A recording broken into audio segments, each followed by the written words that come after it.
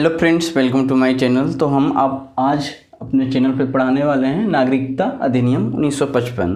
इससे पहले छात्रों के लिए एक सूचना है कि हमारे चैनल पर फ़िलहाल पॉलिटिकल साइंस का क्लास मैं लेकर आ रहा हूं, क्योंकि मेरा ऑप्शनल है, इसलिए मैं सिर्फ इसी को लेकर आ रहा हूं।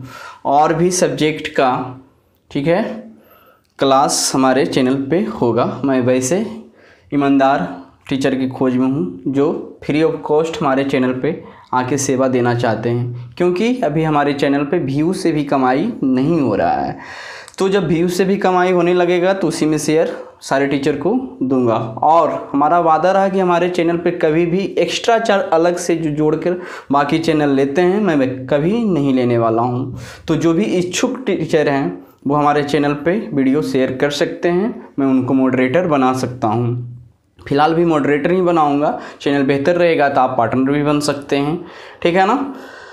और जो भी बच्चे सिविल की तैयारी करने वाले हैं, स्टेट पीसीएस के हों या फिर यूपीएससी की तैयारी करने वाले हों, हमारे चैनल पर अधिक से अधिक आएँ, वीडियो को शेयर करें, लोगों को बताएं, ठीक है ना। हमारा क्लास अब इसी प्रकार से चलता रहेगा। तो देखते हैं नागरिकता अधिनियम 1955 क्या है, ठीक है। नागरिकता अधिनियम 1955 के द्वारा क्या क्या प्रावधान किया गया है कि किस प्रकार से कोई भारत का नागरिक बन सकता है। इसी में बहुत बार संशोधन होते रहे हैं, लगता है 8-9 बार संशोधन हो गया। जैसे देख सकते हैं 1957 में संशोधन हुआ, 1960 में हुआ, 1985 में हुआ, 1986 में हुआ, 1992 में हुआ, 92 के बाद लगता है 2003 में हुआ, 2005 में हुआ और 2015 में हुआ और इधर आकर 2019 में भी हुआ। तो टोटल 9 बार लगभग इसमें संशोधन हो गया है, लेकिन मूल ढांचा लगभग वही रहा है। कुछ नया नया जो जुड़ा है उसमें थोड़ा सा परिवर्तन किया गया है। तो देखते हैं नागरिकता अधिनियम 1955 के द्वारा जो है कोई भी व्यक्ति भारत की नागरिकता किस प्रकार से प्राप्त कर सकता है। तो वो 5 पॉइंट है, 5 पॉइंट को मैं यहाँ लिख देता हूँ और बाकी एक एक करके डिस्कस कर दूंगा, ठीक है ना, उसको लेक्चर के रूप में। आइए देखते हैं, कुछ पॉइंट डेट को लिखना होगा। तो जन्म से, और दूसरा हो गया वंश से, और तीसरा हो गया पंजीकरण द्वारा, पंजीकरण द्वारा, और चौथा हो गया देशीयकरण द्वारा, जिसको बोलते हैं नेचुरलाइजेशन, और 5वां हो गया विदेशी भूमि अर्जन द्वारा, विदेशी भूमि अर्जन द्वारा। अब इसी में लगभग में कुछ में समय पे कुछ संशोधन होते गए, उसको और बेहतर बनाने की कोशिश किया जाता रहा है। तो पहले पढ़ेंगे जन्म के आधार पे। तो जन्म के आधार पे एक पॉइंट हमको याद रखना होगा, 1 जुलाई 1947 और एक हो गया 26 जनवरी 1950। तो इसमें प्रावधान था जन्म के आधार पे कि 26 जनवरी 1950 का जिसका जन्म भारत में हुआ हो या उसके बाद, या फिर जिसका जन्म 1 जुलाई 1947 के पूर्व हुआ हो, वो भारत का नागरिक हो जाएगा, ठीक है। ये प्रावधान था। अब कह रहा है कि 19 जुलाई 1947 के पूर्व जिसका जन्म हुआ हो वो उसके माता पिता में से कोई एक भारत का होना चाहिए, ठीक है। अब इसी में और पॉइंट है कि डेट एक है 3 दिसंबर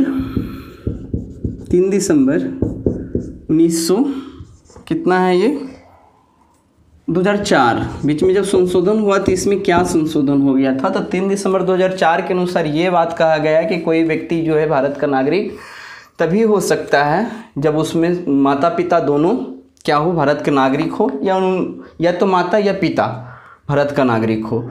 लेकिन दूसरा वाला मतलब कि पिता जो हो अवैध प्रवासी ना हो, अवैध अप्रवासी ना हो, मतलब कि भारत का कोई राजनयिक था वो अपदस्थ कर दिया गया है, पद से हटा दिया गया है, ठीक है, या फिर कोई दुश्मन देश का राजनयिक है तो उसके भी बच्चे को भारत की नागरिकता नहीं मिलेगी, यही इसका व्याख्या है। और साथ ही साथ दुश्मन देश में जन्मा हुआ बच्चा को भी भारतीय नागरिकता नहीं मिलेगी। और एनसीईआरटी के सार संग्रह में हमने देखा वो ये भी लिखा हुआ था कि हमारे भारत देश में ही यदि किसी दुश्मन के घर में कि वो एक बच्चा जन्म लेता है तो वो भारत का नागरिक नहीं होगा। अब है वंश के द्वारा, ठीक है, तो इसमें पॉइंट रखना है 26 जनवरी 1950 और एक हो गया 10 दिसंबर 1992। 10 दिसंबर 1992। अब इस पॉइंट को समझते हैं। 26 जनवरी 1950 को या इसके बाद और 10 दिसंबर 1992 को पहले जन्मे हुए बच्चे को वंश के आधार पे, ठीक है ना, माता पिता भारतीय हैं कि नहीं उसके आधार पे, तो वंश के आधार पे नागरिकता मिल जाएगी यदि पिता भारत का नागरिक हो। उस वक्त सिर्फ पिता के आधार पे ही मिलता था, माता की बात नहीं है उसमें, ठीक है ना, ये मैं लक्ष्मीकांत के अनुसार बता रहा हूँ। और फिर क्या हुआ, अब इस डेट के देखते हैं। 10 दिसंबर 1992 के बाद, 10 दिसंबर 1992 के बाद नागरिकता प्राप्त करने के लिए माता पिता में से कोई एक भारतीय हो या फिर पिता भारतीय हो।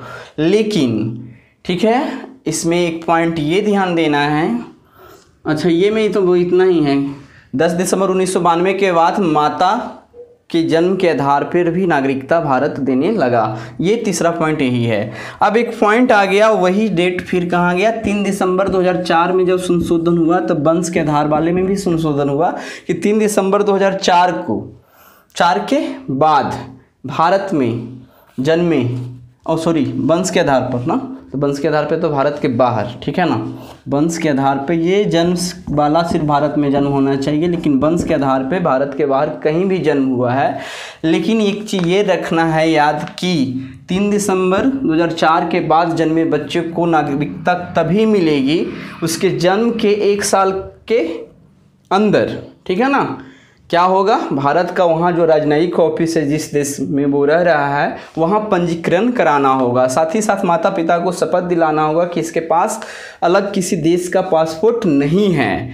तब वंश के आधार पे नागरिकता मिलना शुरू हुआ, ये 2004 के संशोधन के अनुसार। अब दूसरा एक बात ये भी है कि एक तो जन्म हुआ उसके बाद 1 साल के अंदर हमने पंजीकरण करवा लिया, भारत की नागरिकता दिलवा दी अपने बच्चे को, लेकिन वहाँ की नागरिकता नहीं होना चाहिए उसके पास, क्योंकि भारत एकल नागरिकता देता है। अब है कि कोई बच्चा जो है नाबालिग है, किसी बाहरी देश में जन्म लिया है, माता पिता में से कोई भारत में जन्मे हुए हैं, ठीक है ना, लेकिन वो बच्चा नाबालिग है, जन्म के वक्त उसको नहीं नागरिकता दिलवाया गया, तो उसके पास तो उस देश की भी नागरिकता है और भारत की नागरिकता तो उसको वंश के आधार पे मिला हुआ ही है। तो वंश के आधार पे उसको भारत की नागरिकता मिला हुआ है, लेकिन भारत की नागरिकता तभी तक रहेगा जैसे ही वो युवा हुआ 18 साल का, तो 6 महीने के अंदर भारत की नागरिकता उसको मिलेगी, वहाँ की नागरिकता को छोड़ देगा, तब वहाँ की नागरिकता उसके पास नहीं होना चाहिए। अब देखिए कि ये वंश के और जन्म के आधार पर हमने लगभग डिस्कस कर लिया, ठीक है ना। अब पंजीकरण के द्वारा नागरिकता कैसे प्राप्त होता है, पंजीकरण के द्वारा नागरिकता, तो पंजीकरण के द्वारा नागरिकता इसमें भी यही है कि